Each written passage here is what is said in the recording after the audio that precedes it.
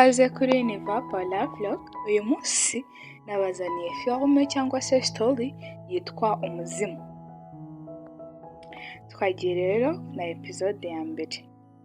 Dutangiranye n'umuntu arimo avuga ati ndi umuzimu, ndabizi ndiwe, hashize imyaka 3 yose mbyibazaho uko ngenda umuhanda ku wundi, ndetse nta n'umuntu n'umwe ushobora kumbona uretse abazimu nkanjye. Nta gitekerezo mfite kijyanye n'impamvu nkiri mu bantu kuri iyi si, kandi abazimu bagakwiye kuba bari mu ijuru nyuma yo kuva mu mubiri.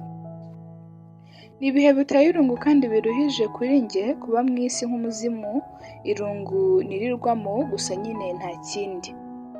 Ntago nibuka uburyo napfuye cyangwa se icyanteye urupfu rwanjye, kuko nari nkiri umwana. Nahoraga ngenda ku muhanda, aho abantu bahora bacicikana, bamwe baseka, abandi baganira n'inshuti, bamwe babaga bahagaze bategereje bisi zibatwara aho ku muhanda. Byarantangazaga cyane uburyo batigeraga bambona cyangwa se ngo bamenye ko mpari, ndetse bamwe barananyuragamo ubwo bagenda bakanshamo. Ubwo nari ngeze aho basi zihagarara, ndi mu bantu bahagaze iruhande rw'umuhanda, mbona umwana muto arimo kunyitegereza. Narahagaze nanjye ndamwitegereza. Umwana yari afite nk'imyaka 11 cyangwa 12. Yari yuzuyeho umwanda, ntabwo byashobokaga ko yari kuba arimo kumbona, uretse gusa ko kuba nawe yari kuba ari umuzimu. Nibazaga niba ari njye arimo kureba cyangwa se hari ikindi kintu arimo kureba, niko ndamubaza nti ese uri kumbona? Nta kintu yigeze ansubiza, ahubwo yakomeje kunyitegereza cyane. Naramwegereye ndunama, ubundi mubaza ndimo kuzunguza ikiganza imbere y'amaso ye nti ese ko kuri kumbona? Yahumbije amaso arekera aho kundeba, maze arambwira ati ndimo kukureba nyine. None niba ndi kukureba?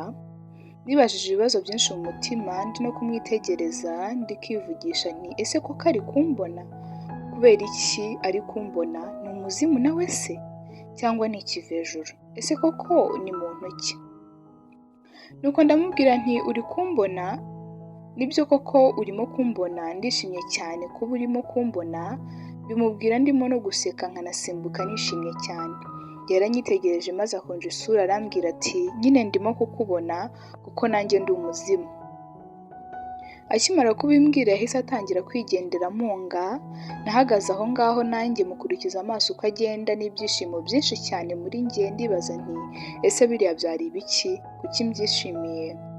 Maze ndivugisha ndimo kureba uko agenda nti nawe ni umuzimu, ariko ndakuruta mu myaka, ntabwo ugomba kunyubahuka muri ubwo buryo. Ubwo Imana akimara kugendera n'agahinda kenshi, ndivugisha nti yego koko nibyo. Ni ibisanzwe ko umuzimu yabona undi muzimu, ariko se ni ukubera iki umuntu usanzwe atabona umuzimu? Kubera iki? Natekerezaga ko umuntu usanzwe ashobora kumubona, ese kuki bigoye kugira ngo mubone? Ese ubundi abazimu bose bihishe he? Kuki njye nkiri kuri iyi si? Ubwo rero ngomba kubura niba nta kintu abantu basanzwe twakorana. Buri munsi mpora ndi njyenyine kandi mbabaye.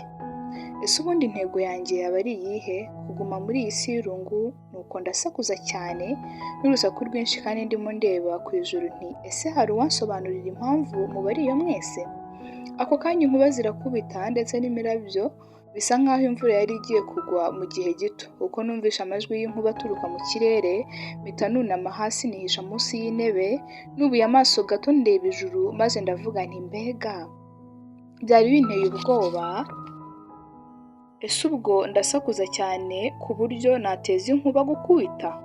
Mwa nkuba mwe mushatse mwanyitondera kuko ntabwo mwanyica bwa kabiri, murabyumva? Bivuga ndeba hejuru. Hashize akanya gato nahagurutse aho nari nicaye, ubundi nkomeza kugenda nerekeza aho ntazi.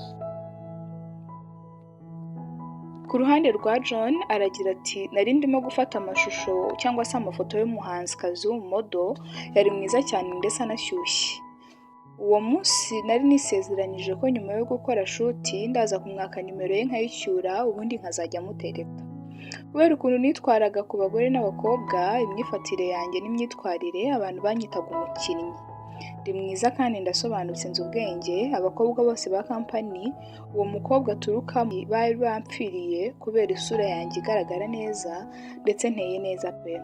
nahise mfata ayo mahirwe yo gutangira gukina n'abakobwa bose. Buri mukobwa wese twakundanaga twamaranaga icyumweru kimwe cyangwa hasi yacyo.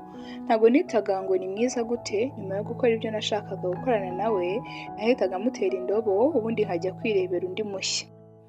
Uwo munsi nyuma yo gufata amafoto 30 nasabye iminota 5 y'akaruhuko kugira ngo tubone gukomeza. Ubwo mpita mpereza kamera Sam wafashaga ubwo twafotoraga.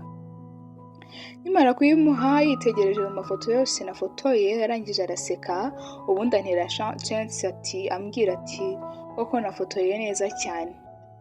Ibyo byerekanaga ko nakoze akazi keza. Tina yahise anzana icupa ry'amazi n'agatambaro ko guhanagura ibyuya ku maso hanjye, yarampereje ambwira ati akira nyakubahwa. Naranyweye, hasigaye nyatereka ku meza ari iruhande rwanjye. Nakomeje kumwitegereza Debbie ari nawe mu modo nari maze gufotora amafoto, nawe yahise andeba ubundi akajya amwenyura muri ubwo buryo bwo kumurura. Nanjye naramusekeye nkamucira isiri, yahise aseka cyane noneho ndetse anapfutse intoki ze ku munwa we. Nahise nivugisha mu mutima nti ndi no kumusekera. Wow, aka kanya se ahise nkunda. Natekerezaga ko ibyo byanyorohereza n'ukuri. Nyuma yo gufata amafoto yose, director w'uruganda ndetse n'abandi bantu batangiye gukusanya ibikoresho byose kugira ngo dutahe. Tina yaramwegereye atangira kumpanagura ibyuya byose mu maso akoresheje agasume yari afite mu ntoki. Nubwo arambwira ati kari akazi keza cyane, urarenze cyane, abivuga arimo kunsekera. Mpita musubiza nti nyine ndarenze. Gusa mbimubwira nkirimo kwitegereza Debbie. Tina ahita amvumbura maze arambwira ati wamukunze se? Ari nako akura ka gasume ku maso hanjye. Naramurebye sinagira icyo musubiza, namufashe ku ntugu ndamubwira nti genda ufashe Sam gupakira ibintu.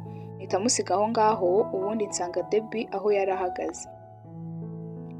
Ako kanya Debbie yarambonye, mpita mbona iseko ku maso he, nanjye ngenda musanga ndi no kumwenyura. Ubundi ndamubwira uti wow, uri ikizungerezi kurusha abandi bagore bose uyu munsi. Ahita ambaza ati nukuri se? Ndishimye cyane kubyumva. Mpita mbibona ko atangiye kugira isoni. Tukiri aho undi mukobwa wari hakurya aba aravuze ati iki ni cyo gihe cyanjye ngo nahe. Abivuga tureba. Ako kanya Debbie ahita amubwira ati mbega bibi, nanjye ubu tuvugana ndagiye. Nakoze mu mufuka wanjye ubundi mvanamo ikaramu, ubundi mufata akaboko ke mwandikisha nimero yanjye ya telefone ku kaboko ke.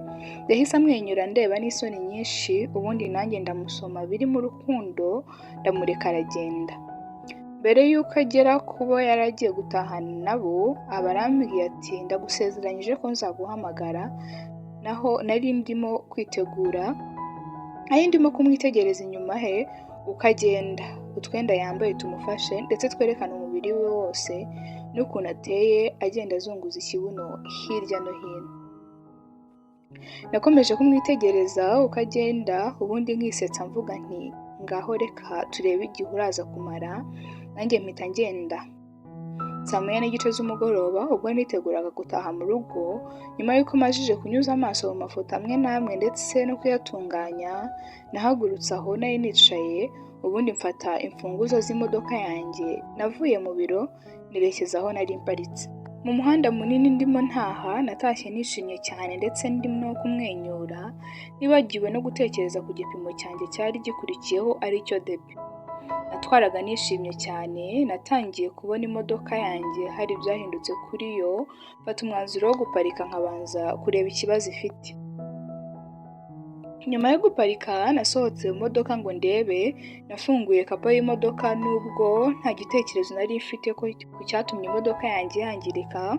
Mpita nongera kuyifunga cyane nkubiseho ku buryo numvise ikintu gituritse muri yo. N'umujinya mwinshi ndetse ndasakuza nti ese ubu ufite ikihe kibazo? Kuki ushaka kunkorera ibi aka kanya? Narebye ku isaha nambaye ku kuboko nsanga saa 2 ziri hafi. Hari ahantu mu mwijima mwinshi cyane ndetse buri no kwira cyane. Nahise mfata fone yanjye mpamagara Sam mubaza ko yaza kundeba akantwara, mubwira aho merereye, mubwira nuko hameze. Nimubwira yahise ambwira ko ari mu nzira za, numvishe nduhutseho, ubundi ntangira kwigenzagenza n'amaguru ntegereje ko Sam ari buhagere. Urundi ruhande rwa Stella aragira ati Ubu ndimo ngenda ku muhanda nembera nk'uko bisanzwe, mbona umuhungu uhagaze iruhande rw'imodoka nziza y'umutuku yari atangaje kandi agaragara neza cyane.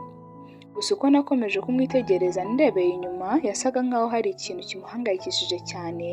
Nakomeje kumwitegereza ndetse nishimiye ubwiza bwe, nuko nkirimo kumwitegerezwa ijwi rivugirira mu mutwe wanjye, n'ubu umukobwa w'akagoryi bivemo genda, uri umuzimu ntabwo uri umuntu, ndetse n'uriya muhungu nta nubwo arimo kukubona. Nuko ndakomeza ndivugisha nti yego, ubundi se ibyo byitayeho niba ahangayitse cyangwa adahangayitse? Reka nigendere mwirengagize gusa, ahubwo bivuga ngenda musanga. Ariko uko namwegereye yahise ahagarara. Yashakaga kumunyuraho ngo akomeze ku rundi ruhande, ariko akegera nawe ku rundi ruhande arimo kwegerayo. Narahagaze ndamureba maze ndamubaza nti kubera iki ushobora kumbona? Ariko we nta nubwo yari arimo no kundeba, yari arimo kwitegereza ahandi hantu. Namuhagaze imbere ngerageza kumunyuramo, ariko yegera ku ruhande akomeza kumpunga. Nabigerageje inshuro nyinshi cyane, ariko nawe agakomeza kumpunga inshuro nyinshi cyane. Nakomeje kumwitegereza nibaza ibyo arimo gukora, nuko nkibaza nti ese arimo kumbona? Ni ukubera iki arimo kumpunga iyo ngerageje kumunyuramo? Nahise mfata umwanzuro wo gukora ku isura ye ngo ndebe ko abimenya. Nazamuye ikiganza cyanjye buhoro buhoro ndimo kumwitegereza, akomeza we guhagarara yemye nta no kundeba. Ndi hafi yo kumukoraho, yandebye mu maso arakaye cyane, maze arambwira ati ariko se wa mukobwa we uranshakaho iki? Kuki uri kunyibunzaho? Kuki urimo kunkorera ibi ngibi? Ntabwo wandeka njyenyine ubundi ukagenda mu nzira yawe? Abivuga arimo kuntonganya arakaye cyane. Naratunguwe cyane ndetse ndanashoberwa, ndimo kumureba yabashaga kumbona. Yaramvugishije. Hari hashize imyaka 3 yose nta muntu n'umwe umbona, ariko we yarambonye ubwo yari arimo kunyitegereza mu maso, andebesha amaso ye meza cyane. Nuko ndibwira nti reka dukomeze na episode ya 2, ariko mbibutse gukora like, share ndetse na comment kuri Niva Paula Vlog.